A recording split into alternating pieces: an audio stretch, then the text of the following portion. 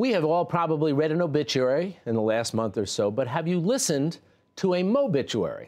Well, if not, there's a good reason why. That's because the term didn't really exist until just very recently. And that is when CBS Sunday morning correspondent Mo Rocca put out the first podcast in his mobituary series.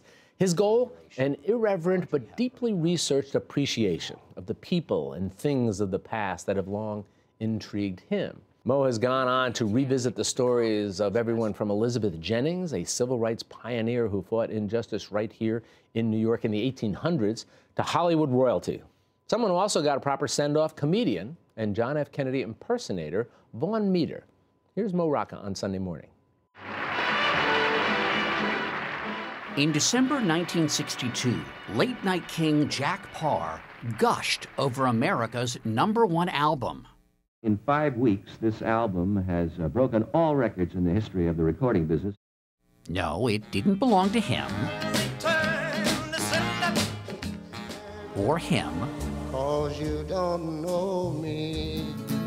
Or them. I had a hammer. It wasn't even music. Sir, Yes. when will we send a man to the moon? Whenever Senator Goldwater wants to go. All the excitement was over a comedy album, a parody of then-President John F. Kennedy and his family, fittingly titled The First Family. Yes, Bob, you are the Attorney General. But when you play here, you play by my rules or you don't play at all. And I guess you know why. Why? Because it's my ball, that's why. And its star was 26-year-old comedian Vaughn Meader, who had the look of a distant Kennedy cousin. But it was his voice that made everyone do a double take. He's doing my act, he's doing my gestures, and he's using my lines. Do not ask what this country can do for you. That's one of my original lines. And we're delighted to be joined now by series host Mo Rocca. It's always good to see you. Great to see you, Jack. Thanks for having me. I'm going to get to Vaughn Meader in a second because I remember those. I am of an age that I can remember comedy albums and Vaughn Meader in particular. Yeah. But I want to ask first about your own interest in obituaries. What drives that? Well, I got it from my father. I got a lot from my father, but my father loved reading obituaries, and I started loving them too. And I think there's something kind of great reading someone's life distilled like that. I mean, it's fascinating, of course, to learn about other people, but there's something, I don't know, is there something kind of self-reflective about it? Like it's kind of like a daily observance in a way. It's, you're reading about this person's life, and then you start thinking about would I have made that choice? And if you're petty, you're thinking, oh my God, this guy did all of this by the time he was 25. Yeah, I'm a slacker, right? right? Exactly. You know what, it's funny you say that. I read them all the time. My father-in-law, my late father-in-law, Cornelius V. Kelly, deeply Irish, used to refer to them as the Irish funny pages. That's great. Yeah, and again, didn't mean to be irreverent, but it's the Irish, that's where they would go first to read, to find out who they had lost in their group. So how then did you get the idea to say, I'm gonna take my interest in this and let's make it something different, a mobituary? Well, weird things like famous people dying on the same day, that kind of keeps me awake at night. I kind of think about that sort of stuff. And I've loved doing profiles on CBS Sunday Morning, and I've heard obituary writers say a good obituary is really about the life of somebody, not the death of somebody. So it seemed like a good way to profile somebody who either had an obituary that maybe wasn't quite, what he or she deserved, and people and things that never got obituaries. We saw Vaughn Meader. Uh-huh. All right, and again, as I mentioned to you, I'm 12 or 13 years old when that comes out. And an era, and people are surprised by this, and you talk about it, where comedy albums were bestsellers. And Vaughn Meader, as John F. Kennedy has this meteoric rise, Vaughn Meader has a parallel meteoric rise.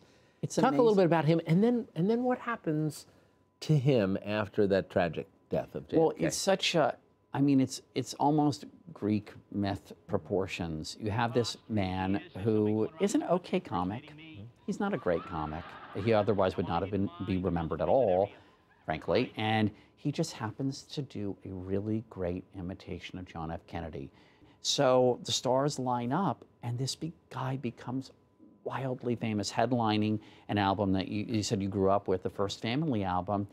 It's a gentle, it's an affectionate spoof, the kind of thing I like. I like things like that. They're you know. But we think political satire is, in some ways, is vicious. Can be, not always, but can be. Sure. But this wasn't. It wasn't. I hadn't listened to it until we decided to do this episode. And listening to it, you can hear it on YouTube. It's fun. I say it in the podcast. It's kind of like a Mad Magazine spoof. And what's interesting is that Jack Parr, we saw him in the clip when he was hosting The Tonight Show.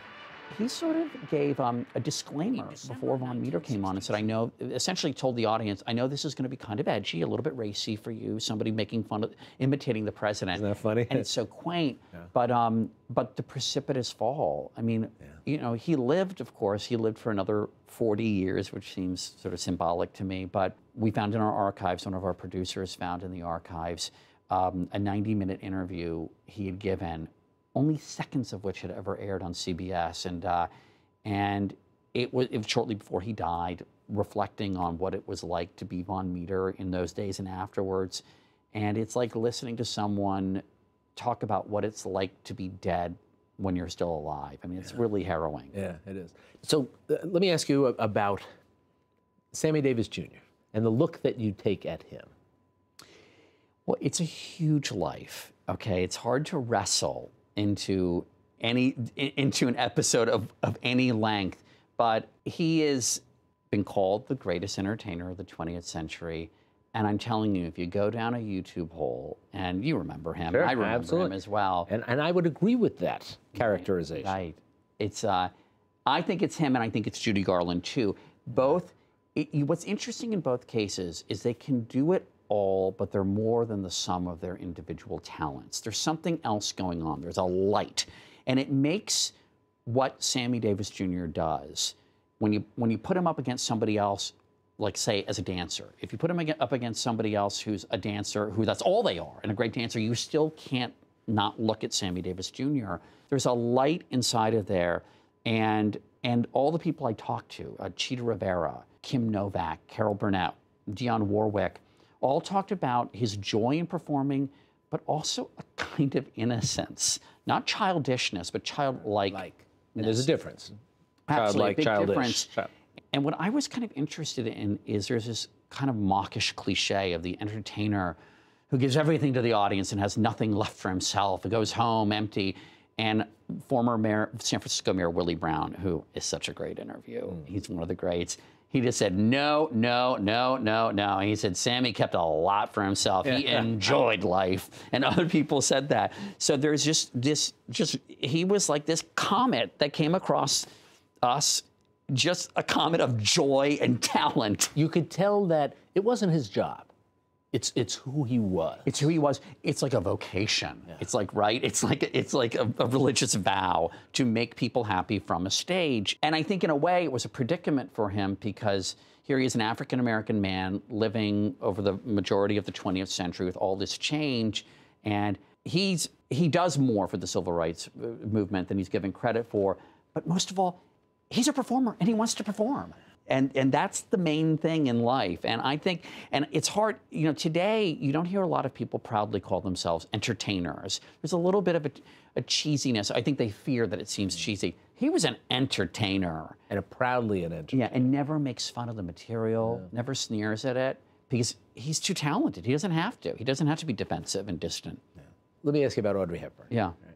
And I love how the Audrey Hepburn podcast starts off with you talking about having worked at Macy's. Right, in Herald Square. First job in Herald Square. Yep. And there was a moment when Audrey Hepburn, you described it as, she comes floating by you. Sure. No cervical curve, and I've got such a posture, like she had been a dancer. And yeah, I was 23 years old, I guess, when she walked by. I just turned 23, and she walked by my counter, and this is the world's largest department store, unless you count Gums in Moscow. I remember when I was a kid, I had the Guinness Book of World Records. They said Gums, and there's nothing on the shelves. Yeah. And you know what? I'm thinking Audrey Hepburn's not going to show up at Gums. Yeah. So you get it. Audrey yeah. Hepburn at Gums. Yeah. She classed the joint up. But anyway, she walked through the floor by my counter. I was behind the Chanel counter and ladies' fragrances. And I'm telling you, it's like everything stopped. And people just kind of looked, and really, if people had cell phones back then. You wouldn't have shoved it in her face for a selfie. And what I wanted to do in that episode is say, what's going on there? Why is she still trending on Twitter and all over Instagram 25 years later after her death? It's not just because she's a beautiful woman. It's not just that, or not just that she's a pretty woman. There's something coming from the inside. And so we went back and looked at her history in the war, and we hypothesized that there's a connection between what she went through and the kind of empathy and warmth, luminosity, if I want to, you know, it's not overdoing it, that comes through on screen. And it's not an accident that we remember and we love her. She was, what's interesting to me is she was magical then, and she's remained magical. Right. And that doesn't happen for a lot of people. Right. Now, this is, second season will be coming up, and it's going to be accompanied by a book. Tell me about the book.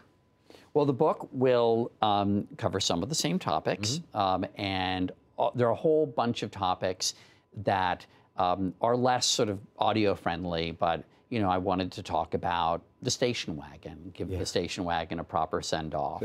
Their sports We all had teams. one. Our mother, I remember mother driving a station wagon. I remember my wife driving a station wagon when our kids were little. And didn't you love the way back? That's where you wanted to be. Absolutely. I get way back. And we realize now, God, there were no seatbelts, there were no nothing, but you wanted to be in the way back. You wanted to be in the way back. I also wanted to get inside of a dryer and close the door and do a spin cycle. Well, but that's a scary notion, though. I really that, but I like the idea of being sort of thrown around when I was little. So that's why I wanted to be in the way back. No, they're fabulous. As always, we'd expect nothing less from you. And if you got any pitches, any good dead people or things or concepts you want to throw my way. We know where they go. All right, man. Good seeing you. Thanks, as Jack. Always. And a reminder for you, for more on the Mobituaries podcast, including how to subscribe and listen, head over to our website at metrofocus.org.